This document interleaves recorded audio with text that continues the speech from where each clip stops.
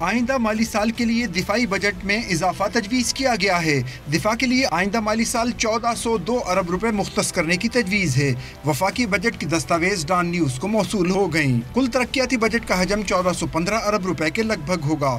Budget دستاویز کے مطابق وفاقی وزارتوں اور ڈویژنز کے لیے 370 ارب 70 کروڑ روپے، کارپوریشنز کے لیے 145 ارب روپے، NHA کے لیے 110 ارب روپے، کابینہ ڈویژن کے لیے 37 ارب 52 کروڑ روپے، موسمیاتی تبدیلی کے لیے 5 ارب روپے، دفاعی پیداوار ڈویژن کے لیے 1 ارب 58 کروڑ روپے کا ترقیاتی بجٹ مختص کرنے کی تجویز ہے۔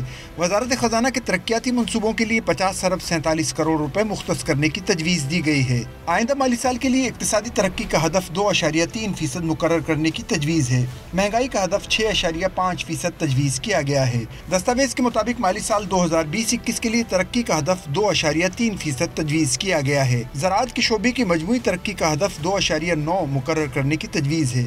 توانائی کے شعبے کے لیے 1.4، تعمیرات کے لیے 3.5 اور خدمات کے شعبے کے لیے ترقی کا ہدف 2.8% مقرر کرنے کی تجویز ہے۔